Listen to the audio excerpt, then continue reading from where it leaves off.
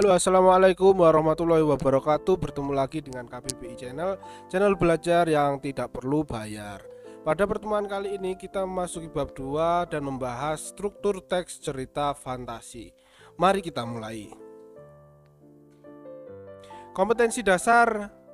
Pada pertemuan kali ini kita akan membahas poin 3.4, yaitu menelaah struktur dan kebahasaan teks narasi cerita imajinatif atau cerita fantasi yang dibaca dan didengar.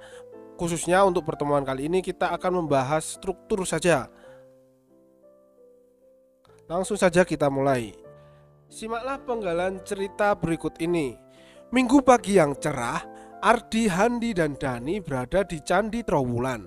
Mereka merupakan siswa pilihan dari sebuah SMP yang sedang melakukan tugas pengamatan untuk karya ilmiah remaja. Di tengah keramaian orang yang sedang berwisata, mereka sibuk menyelesaikan laporannya. Penggalan cerita tersebut berisi pengenalan tokoh dan latar dari sebuah cerita. Maka bagian ini merupakan bagian struktur orientasi di dalam cerita fantasi.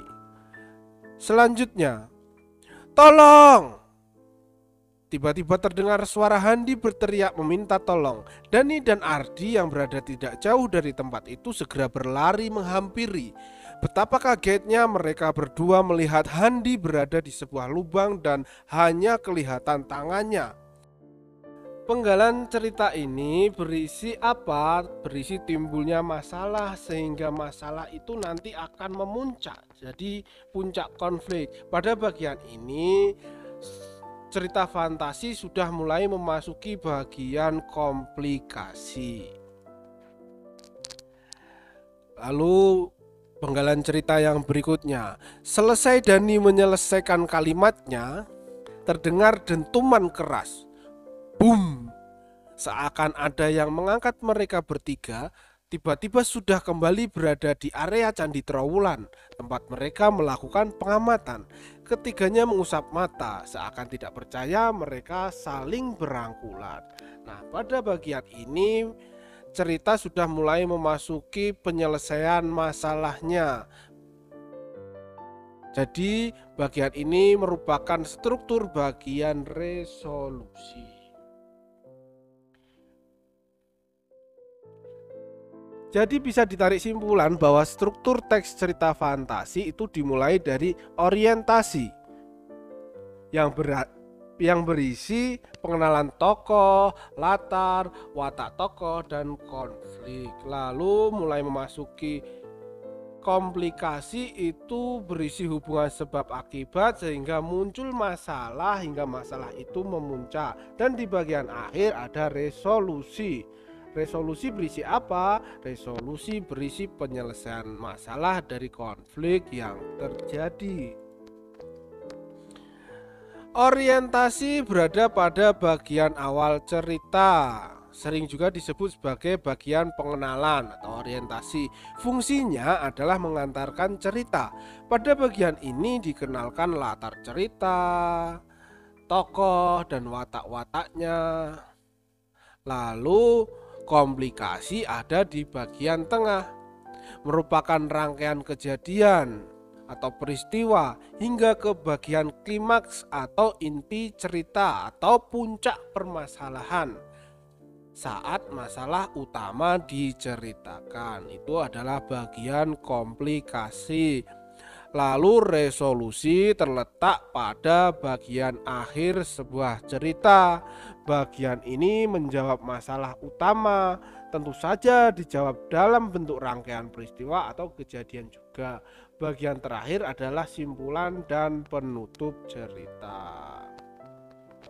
Lalu masing-masing struktur memiliki pola pengembangannya masing-masing. Pola pengembangan struktur orientasi. Orientasi dikembangkan dari deskripsi latar. Contohnya, 3 rumah bergaya kerucut menyambut mataku. Jadi yang dibahas pertama kali di bagian orientasi adalah deskripsi latarnya. Itu pola pengembangan orientasi dari deskripsi latar. Pola pengembangan orientasi yang berikutnya adalah orientasi dikembangkan dari pengenalan tokoh. Contohnya, alien itu berhidung mancung. Jadi, pada pola pengembangan orientasi dari pengenalan tokoh, yang pertama kali diceritakan adalah tokohnya. Dideskripsikan, diceritakan alien itu berhidung mancung. Dengan hidungnya yang menjulang, ia mengendus sekeliling. Sepertinya ia bingung dan mencoba mengenali tempatnya yang baru. Lalu pola pengembangan orientasi yang ketiga, orientasi dikembangkan dari pengenalan konflik. Jadi paragraf pembuka dari sebuah cerita itu langsung disuguhkan sebuah konflik. Jadi itu pola pengembangan orientasi. 3 pola pengembangan orientasi. Lalu pola pengembangan komplikasi. Yang pertama, komplikasi dikembangkan dengan menghadirkan tokoh lain. Tiba-tiba seorang alien yang berukuran lebih besar datang.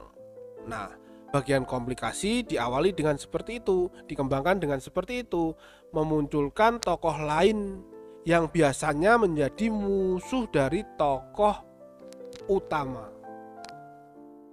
Komplikasi dikembangkan dengan menghadirkan tokoh lain. Lalu pola pengembangan yang berikutnya, komplikasi dikembangkan dengan mengubah latar. Contohnya, laut yang tadinya tenang dan berwarna biru, muda, kehijauan, bergelombang berbuih. Gerakan air itu menandakan sedang ada yang terjadi di dunia samudera. Nah, pola pengembangan komplikasi ini dikembangkan dengan mengubah latar dari awalnya latarnya biasa-biasa saja, lalu tiba-tiba ada sesuatu yang aneh. Seperti contoh ini tadi, laut yang biasanya tenang, biru muda, tiba-tiba bergelombang. Lah, itu pola pengembangan komplikasi yang kedua. Lalu pola pengembangan komplikasi yang ketiga, komplikasi dikembangkan dengan cara melompat pada zaman yang berbeda. Contohnya seperti Nono ketika tiba-tiba berpindah dari dunia saat itu menuju ke dunia zaman penjajahan Belanda. Itu permasalahan dikembangkan melalui lompatan zaman atau pergi ke masa lampau atau masa depan. Ini adalah pola pengembangan bagian komplikasi. Lalu pola pengembangan struktur bagian resolusi. Yang pertama, resolusi dikembangkan dengan lompatan waktu. Contohnya, 2 tahun kemudian Varta telah sampai di galaksi Andromeda.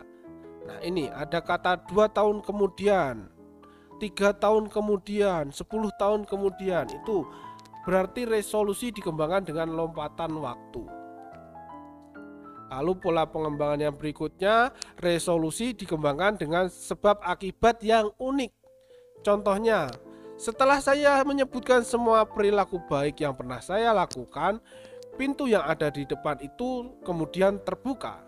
Tanpa kuduga, aku sudah kembali berada di kamarku dan tepat di atas meja belajar. Itu resolusi dikembangkan dengan pola sebab akibat yang unik. Dan yang terakhir, pola pengembangan resolusi dikembangkan dengan surprise atau kejutan. Biasanya ini ada suara yang sangat lantang, ada denting yang sangat kencang, atau ada cahaya yang sangat terang. Tiba-tiba ada cahaya yang sangat terang, lalu mereka kembali ke dunia nyata. Ini adalah pola pengembangan resolusi yang dikembangkan dengan pola surprise atau kejutan. Cukup, itu tadi 2 poin penting dalam struktur teks cerita fantasi. Yang pertama, struktur cerita fantasi meliputi orientasi, komplikasi, dan resolusi. Lalu masing-masing struktur tersebut memiliki 3 pola pengembangannya masing-masing. Saya kira cukup untuk pertemuan kali ini. Semoga apa yang kita lakukan selalu bermanfaat. Saya tutup. Sampai jumpa pertemuan berikutnya. Wassalamualaikum warahmatullahi wabarakatuh.